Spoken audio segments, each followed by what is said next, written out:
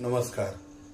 तो जिस तरह हमने पूरे जब मेरे पिछले वीडियो में जिस तरह मैंने एक्ट के बारे में जो मैंने एक बताया कि एक जो रीजनल ऑफिस के हेड है या जो इसके एम्प्लॉय भी हैं, वो अगर ये जाने कि एक रीजनल ऑफिस को चलाने के लिए क्या क्या चीजें जाननी जरूरी है, तो अब एक्ट से आगे बढ़, जैसे मैंने एक्ट के कुछ सेक्शंस की बात की, तो अब हम जानते हैं इस एक्ट के अंतर्गत, जैसे मैंने पिछले वीडियो में चर्चा की है, इस एक्ट के अंतर्गत एक स्कीम आई, coal mines provident fund scheme. अब ये coal mine provident fund scheme जो आई, ये एक्चुअली बेसिक क्या है, तो ये एक्चुअली है जब कोई एम्प्लॉय जो मेंबर, जब हम उनको या तो उनके सुपरनेशन के बाद या उनका डेथ ऑन रोल डेथ हो जाती है, तो उनको प्रोविडेंट फंड सेटलमेंट हम उनका कैसे करते हैं, तो उसके लिए जो वो मेंबर बने, जब वो मेंबर बन के उनका क्लेम पैसा कंट्रीब्यूशन जमा होगा, कंट्रीब्यूशन जमा करके उनका जो पेमेंट होगा, पेमेंट होने के बाद हमको जो उनका जो कंट्रीब्यूशन उस पर इंटरेस्ट कैसे देंगे, फिर उनका पेमेंट कैसे देंगे, ये सारी चीजें स्कीम में सविस्तार बतलाई गई है, डिटेल में बतलाई गई है। तो उसकी कुछ इंपॉर्टेंट, जो क्योंकि सारी चर्चा संभव नहीं है, तो मैं कुछ डिटेल जो इम्पोर्टेंट्स हैं, जो इम्पोर्टेंट पाराज है, उसको पढ़ने के लिए मैं ये बताना चाहूंगा कि उसमें जो पहला पारा जो है, जो इम्पोर्टेंट पारा है, वो है पारा 2। पारा 2 क्या है? डेफिनेशंस है। डेफिनेशंस क्या है, इसको पढ़ना बहुत जरूरी है, क्योंकि इसमें सारी चीजों को डिफाइन किया गया है कि क्या क्या आपको पढ़ना है, क्या क्या एक जो टर्म्स दिए हुए हैं उसका एक्चुअली मीनिंग क्या है, वो टर्म का एक्चुअली उस पर कैसे वो लागू होता है, तो वो सारे टर्म्स को समझना बहुत जरूरी है जब हम किसी क्लेम को सेटल करते हैं या किसी जो प्रोविडेंट फंड के बारे में अगर उसको समझना चाहते हैं, तो वो चीजें समझनी बहुत जरूरी है। उसके अलावा जब उसके बाद जब आगे बढ़ते हैं, तो उसमें एक 25A है जो बताया गया है कि किस क्लास के एम्प्लॉयज है या कैसे मेंबर इस स्कीम के बन सकते हैं। तो स्कीम चूंकि आपको पता है कि ये 1948 से चल रहा है, तो ये कालांतर में 60, 61 से 57 से 88 जैसे से एम्प्लॉय आते गए, ये चेंजेस होता गया, मॉडिफिकेशन होता गया, लोग इसमें जुड़ते चले गए इस स्कीम के अंतर्गत, तो उसी हिसाब से ये इसके बारे में इसकी चर्चा की गई है। उसके बाद है 27 जो बताता है rate of contribution. Contribution it means कि ये जो रेट ऑफ कंट्रीब्यूशन है वो समय के अनुसार चेंज होता है, पर आज के डेट में अगर हम चूंकि आज की बात कर रहे हैं, तो वर्ष 2000 से ये जो रेट ऑफ कंट्रीब्यूशन जो एम्प्लॉय और एम्प्लॉयर दोनों जमा करते हैं, तो ये जान देना भैया, सीएमपीएफ स्कीम में जितना परसेंटेज एम्प्लॉय जमा करता है उतना ही परसेंटेज एम्प्लॉयर भी जमा करता है। तो वो किसका परसेंटेज जमा करता है, इसकी चर्चा डेफिनेशन में की गई है, तो उस चीजों को समझ लेना बहुत जरूरी है। तो जो रेट ऑफ कंट्रीब्यूशन आज के समय में है वो 12%। इसका मतलब एम्प्लॉय 12% जमा करेगा और एम्प्लॉयर 12% जमा करेगा, उसके बारे में जमा किया गया है। और उसके अलावा कहा गया है कि वो तो करेगा ही, पर अगर मेंबर चाहे तो वो वॉलेंट्री कंट्रीब्यूशन भी जमा कर सकता है, वो जिसकी चर्चा 27A में कर दी गई है। तो ये दोनों चीजों को समझ लेना तो जरूरी है। अब ये कहता है कि 27 ये तो कंट्रीब्यूशन हो गया, अब कंट्रीब्यूशन का पेमेंट कैसे होगा, सीएम पे पेमेंट कैसे होगा, इसकी चर्चा पारा 33 में की गई है। तो कंट्रीब्यूशन जो आता है, वो कंट्रीब्यूशन आता है, वो जमा करता है, कोल कंपनी जमा करती है, वो सीएमपीएफ अकाउंट नंबर 1 में जमा होता है, जिसकी चर्चा स्कीम में की गई है। तो अकाउंट नंबर 1 में पैसा जमा होता है, जिसका डिटेल कोल कंपनी अपने रीजनल ऑफिस को देती है, और जो रिकॉर्ड उनको मेंटेन करना पड़ता है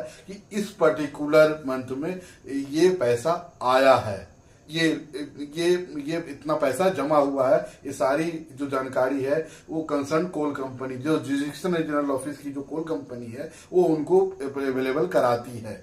इसके अलावा कोल कंपनी क्या कराती है, आपको एक वीवी स्टेटमेंट देती है, वो ईयरली बेसिस पे, फिलहाल ये ईयरली बेसिस पे चल रहा है, एक वीवी स्टेटमेंट देती है। वीवी स्टेटमेंट क्या होता है, एक वैल्यू वाउचर, जिसको वीवी का वैल्यू वाउचर, जिसका फुल फॉर्म शायद यही है, वो उसके जरिए आपको एक जितने भी मेंबर्स उस कंपनी में है उसके सारे डिटेल्स उसमें मौजूद रहते हैं कि उसका कितना कितना कंट्रीब्यूशन आया है। तो ये चीजों को भी मिला लेना बहुत जरूरी है। उसके अलावा है, जब ये जो पैसे आए तो इसको कहीं पर एक रिकॉर्ड किया जाता है। तो पहले 37 में कंट्रीब्यूशन कार्ड, ये 37 से रिलेटेड जो पारास में देखेंगे कंट्रीब्यूशन कार्ड का जिक्र है, पर कंट्रीब्यूशन कार्ड की जगह पर फिलहाल लेजर कार्ड होता है। लेजर कार्ड में वो सारे डिटेल्स होते हैं कि उनका कंट्रीब्यूशन कितना आया, और उसको भी हर साल उसको जब भी स्टेटमेंट से उसको बुक करके या उसको रिकॉर्ड करके उसके इंटरेस्ट पेमेंट करके उसको फिर हम लोग क्लोज करते हैं, जिसपे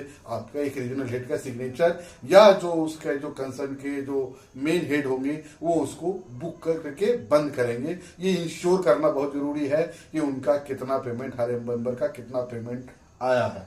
उसके अलावा है 39 कहते हैं allotment of account number. Account number क्या है? जब कोई एम्प्लॉय, जब कोई मेंबर कोल माइन का बनता है तो मेंबर बनने के बाद वो सीएमपीएफ का मेंबर बनता है। वो मेंबर जब बनता है तो हर मेंबर का एक डेडिकेटेड अकाउंट नंबर हम लोग अवेलेबल कराते हैं। तो अकाउंट नंबर को टाइमली अकाउंट नंबर दिया जाना, ये भी एक रीजनल हेड की रिस्पांसिबिलिटी है जो 39 में जिक्र की गई है।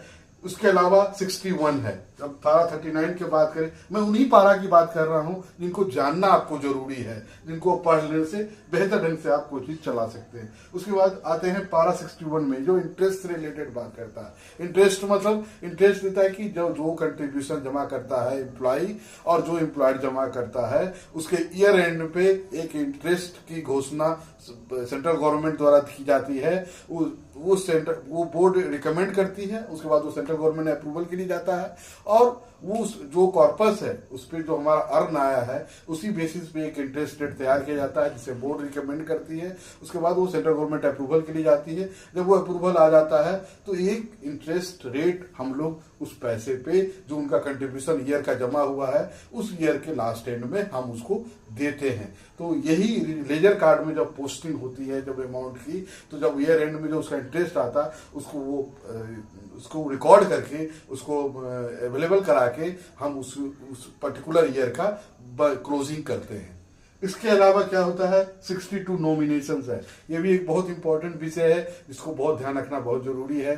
जिसमें हेडक्वार्टर द्वारा एक गाइडलाइन, नया गाइडलाइन इश्यू किया गया है कि हर एम्प्लॉय का अगर जिसने भी पहले भी नॉमिनेशन दिया है उसको चेक करते हुए, क्योंकि नॉमिनेशन पे सेटलमेंट बहुत सारा वेरी करता है, तो नॉमिनेशन बढ़िया हो, तरीके से हो, तभी आप सेटलमेंट में किसी तरह की बाधा नहीं होती है। तो ये इनको इंश्योर करना है या मेंबर को क्लियर करना है कि नॉमिनेशन जो हो वो क्लियर कट जो 62 में जो प्रोविजंस है उसके अकॉर्डिंगली हो, वो क्लियर करना बहुत जरूरी है। इसके अलावा 63 से 67 ये क्या है? तो 63 से 67 है ये सेटलमेंट ऑफ क्लेम्स है। इट मींस कि जब वो कोई भी मेंबर जब रिटायर हो रहा है या ऑन रोल डेथ हो रहा है तो उनको पेमेंट कैसे देंगे, इस सारी चर्चा की गई है 63 से 64 में, 63 में, 64 में और 65B में। उसके बाद 65B में एडवांसेस की चर्चा की गई है। सीएमपीएफ प्रोविडेंट एक रिटायरमेंट बेनिफिट के साथ साथ मेंबर्स को